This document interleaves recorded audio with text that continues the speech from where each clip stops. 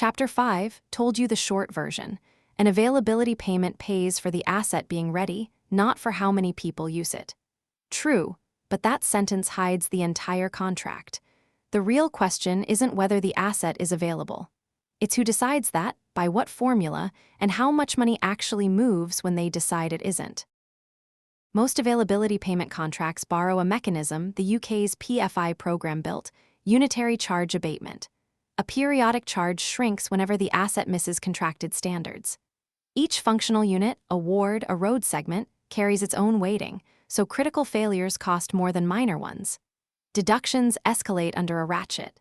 The same fault, left unfixed or repeated, costs more each time. UK guidance puts potential deductions as high as 150 to 200% of that element's payment.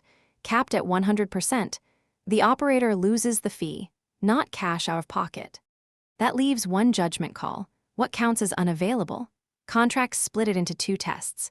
Physical availability asks whether the asset can be used at all.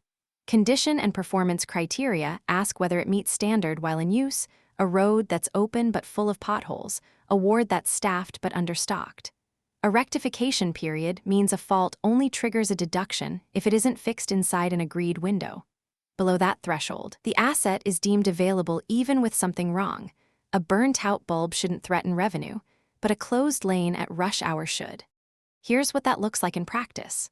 Ottawa's Confederation line light rail opened September 2019, delivered by Rideau Transit Group, SNC Lavalin, ACS Infrastructure, and Ellis Don, under a 30-year, roughly $2.1 billion Canadian design build finance maintain contract. The city, through OC Transpo, pays the consortium a recurring payment for keeping the line to standard, with the right to withhold money when it isn't. The city used that right almost immediately. The figures are public.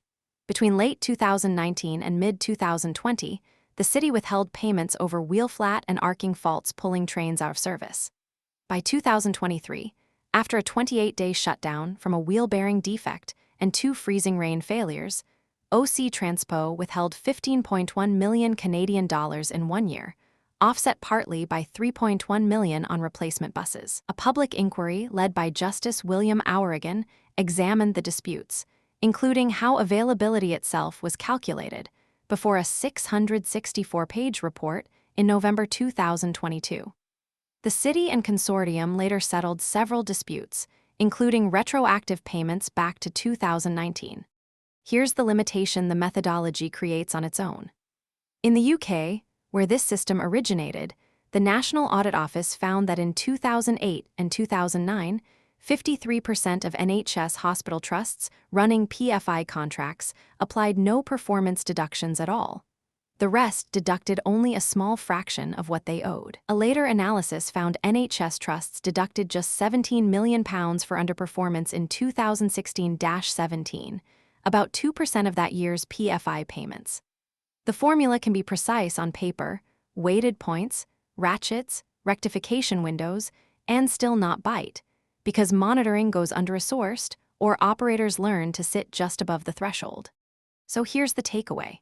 Weighted abatement against a periodic charge, escalating through a ratchet, gated by a rectification window, deciding what's deemed available, that's what makes paid for availability operational, not a slogan. Ottawa shows it working as designed. $15.1 million withheld in 1 year over real failures.